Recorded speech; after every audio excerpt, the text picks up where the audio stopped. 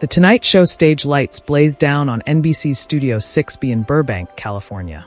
It was March 1985, and Johnny Carson sat behind his famous desk, shuffling his interview cards with that trademark smirk. His next guest wasn't a movie star or a politician. She was an 80-year-old grandmother from a small town in Kansas who had written a letter that went viral across America. Dorothy Henderson walked onto the stage in her simple floral dress, her white hair perfectly curled, her weathered hands clutching a small purse. The audience gave her a warm standing ovation. She waved shyly, clearly overwhelmed by the attention. Johnny stood and helped her into the guest chair, his natural charm putting her at ease. "Mrs. Henderson, welcome to The Tonight Show. America has fallen in love with your story." Dorothy smiled, her eyes twinkling. "Well, Mr. Carson, I just told the truth. Didn't know it would cause such a fuss."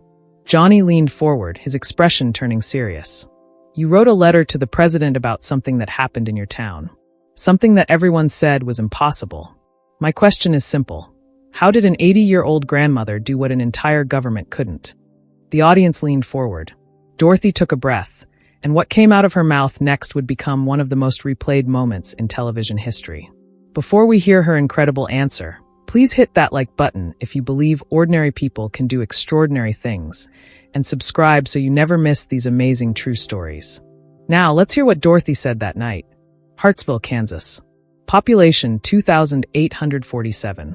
The kind of small Midwest town where everyone knew everyone, where Main Street had one stoplight, where the biggest excitement was Friday night football at the high school.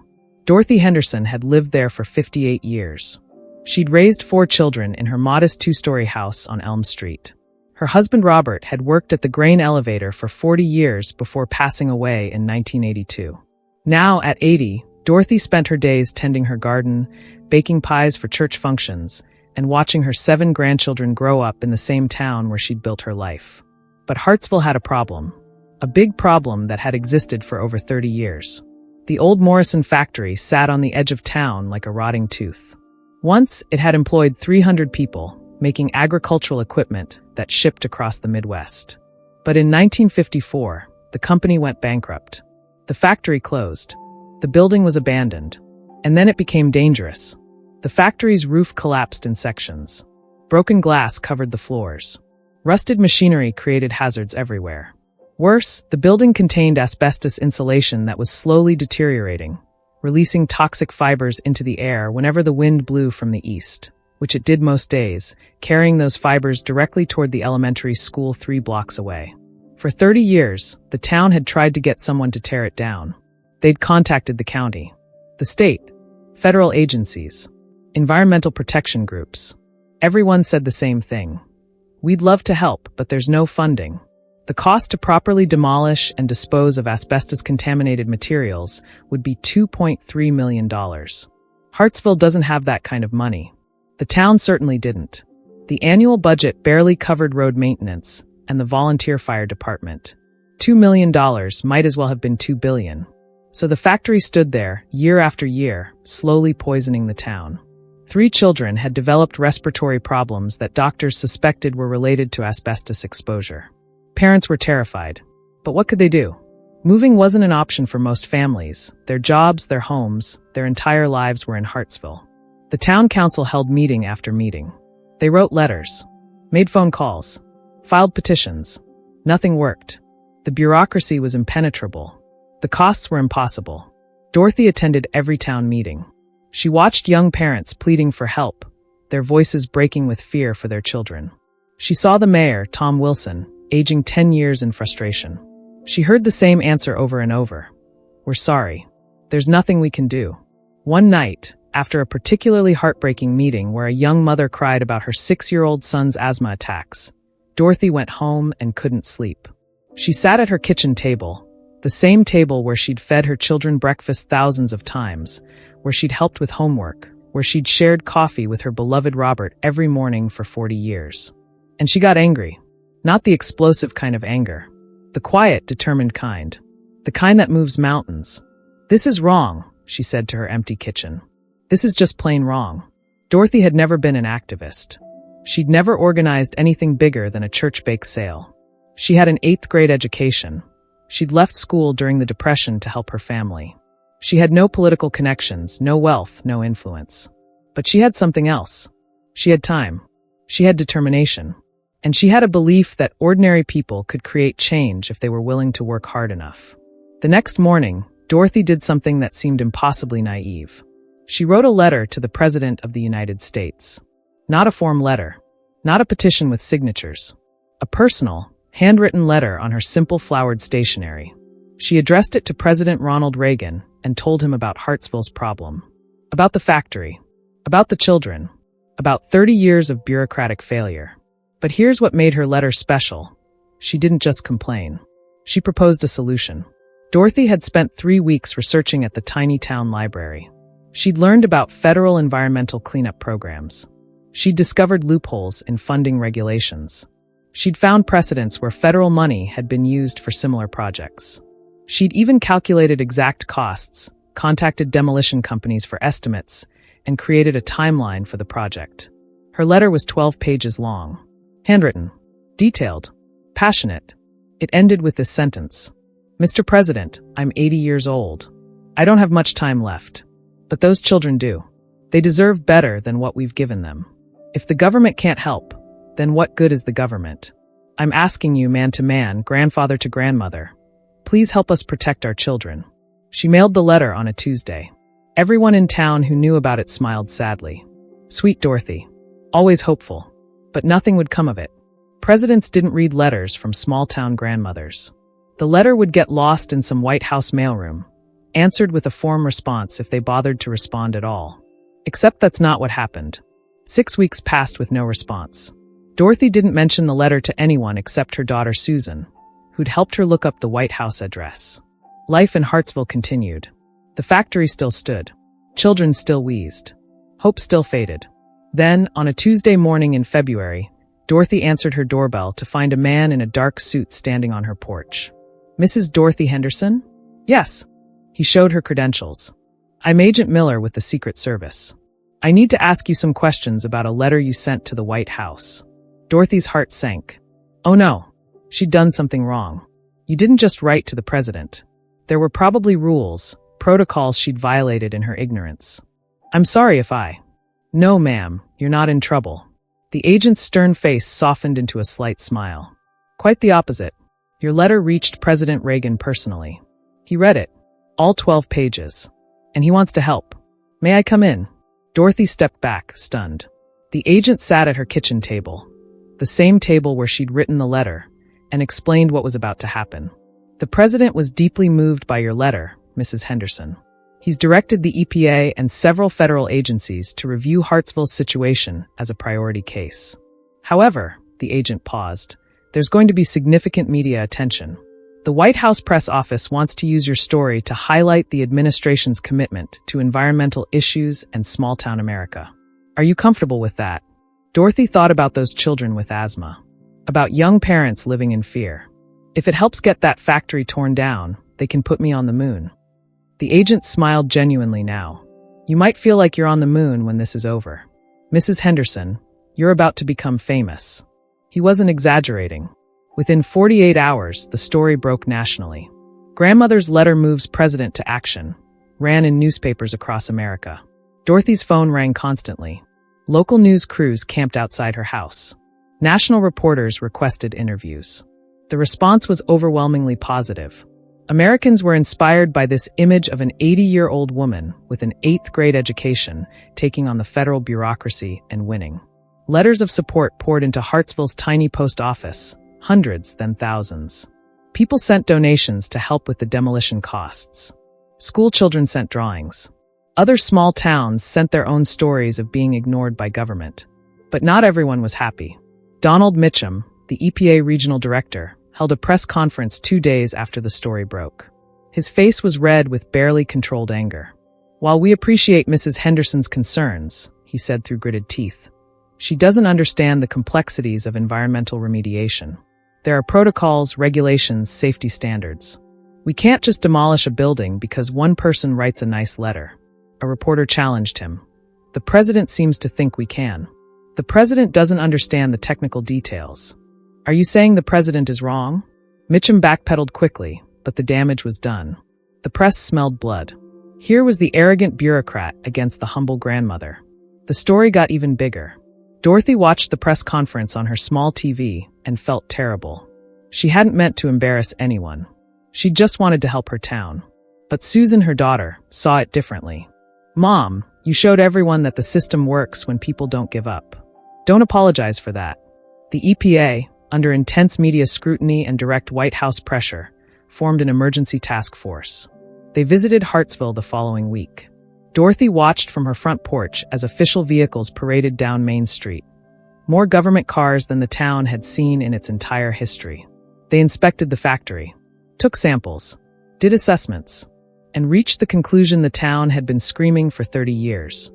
The building was a serious environmental hazard that required immediate remediation. But then came the bureaucracy. "The earliest we can schedule the demolition is 18 months from now," the EPA representative told a town meeting. "We have to file environmental impact statements, conduct public hearings, bid the contract according to federal procurement regulations, conduct more testing." 18 months. A young father stood up, his voice shaking. "My daughter has been coughing up blood. 18 months might as well be forever." Dorothy stood up slowly, her 80-year-old frame somehow commanding attention in the packed town hall. "Excuse me, young man. You just told us you have the money allocated, correct?" "Yes, ma'am. The President's Emergency Fund. And you've confirmed the building is dangerous?" "Extremely dangerous." "And you have demolition companies ready to do the work?" "Well, yes, but the regulations require." "Regulations?" Dorothy's voice was quiet but firm. "My grandson is 6 years old. He's had 3 asthma attacks this year. How many regulations does he have to survive before you tear down one building?" The room erupted in applause. The EPA representative looked uncomfortable.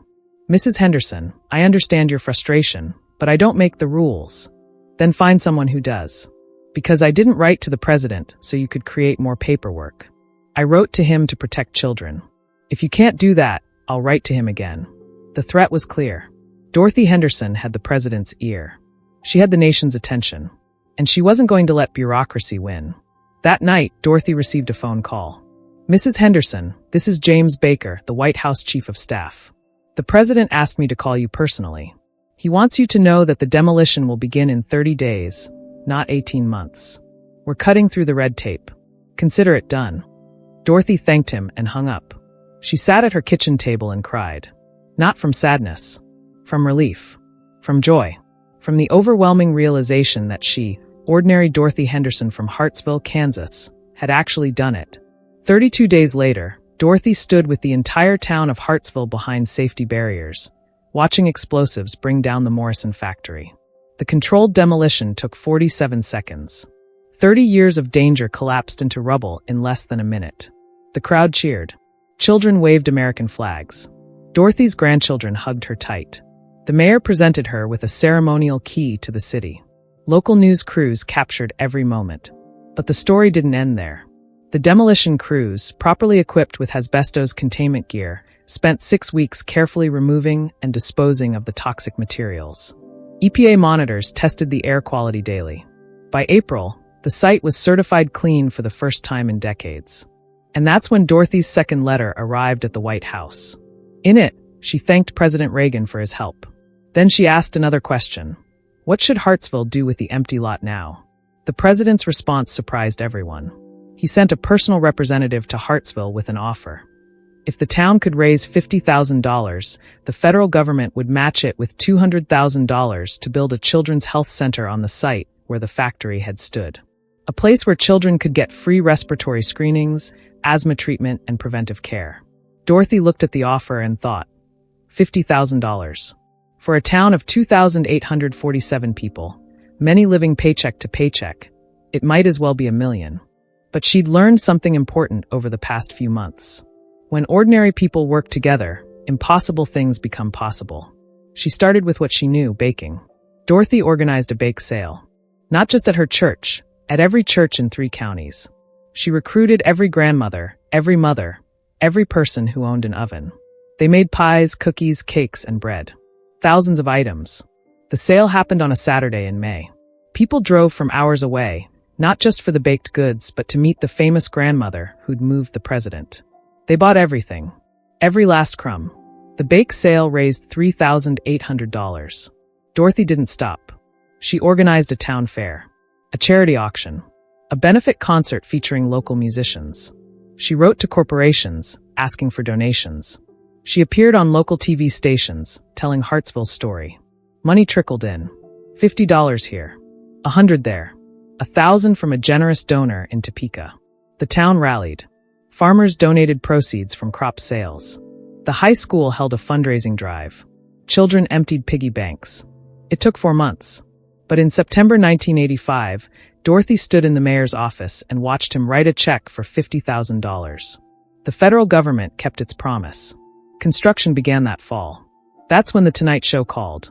Back in Johnny Carson's studio, Dorothy finished telling her story.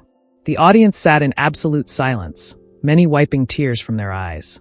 Johnny Carson, the king of late-night television, the man who'd interviewed presidents and movie stars and the biggest celebrities in the world, sat there with visible emotion in his eyes.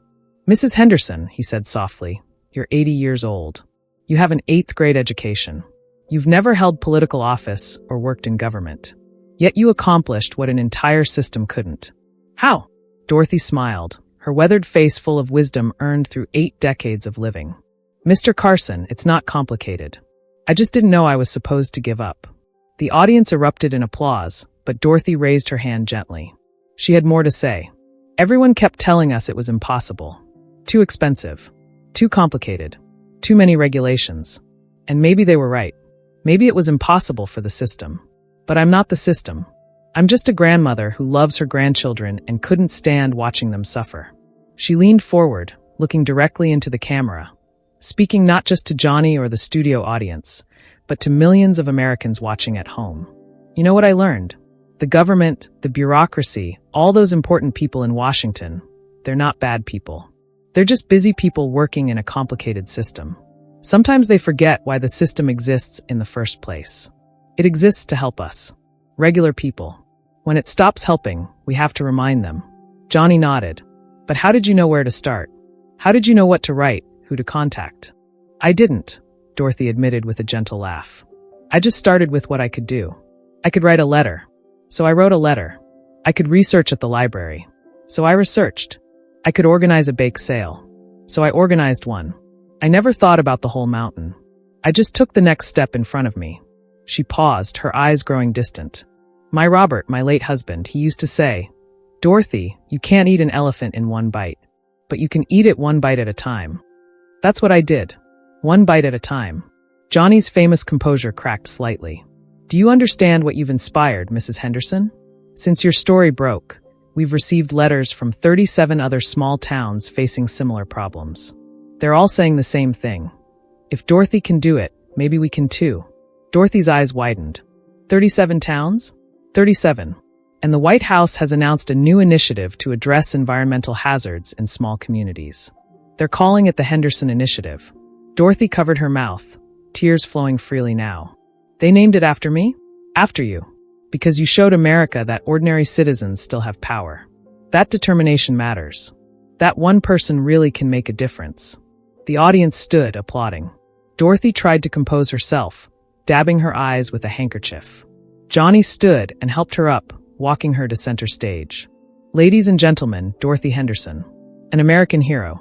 The applause continued for over a minute. Johnny had to gesture for the audience to settle so the show could continue, but even he seemed reluctant to let the moment end.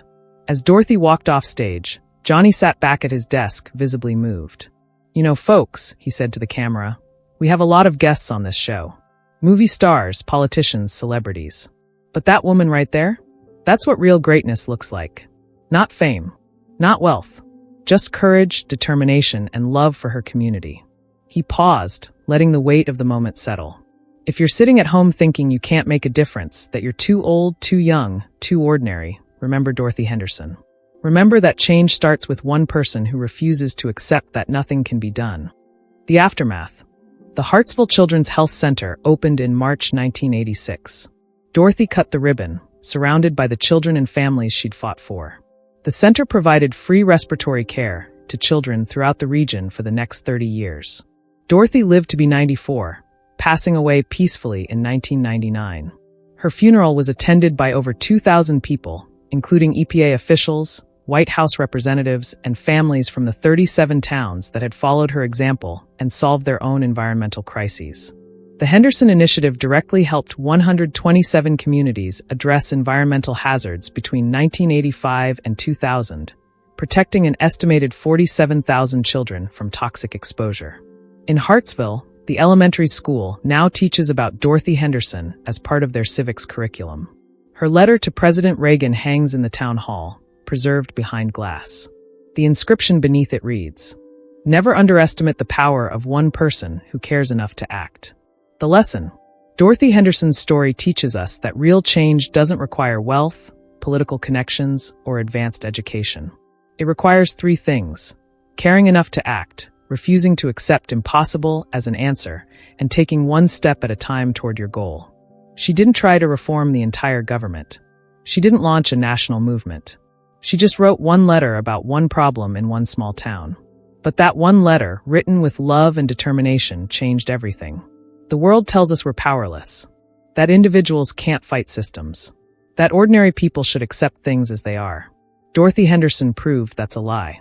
You don't need to be extraordinary to create extraordinary change. You just need to care, to try, and to refuse to quit when people tell you it's impossible. What's your Morrison factory? What's the problem you see that everyone says can't be fixed? What's your letter to write? Dorothy was 80 years old when she changed her town. She had every excuse to do nothing. She was too old, too uneducated, too ordinary. She did it anyway. So can you?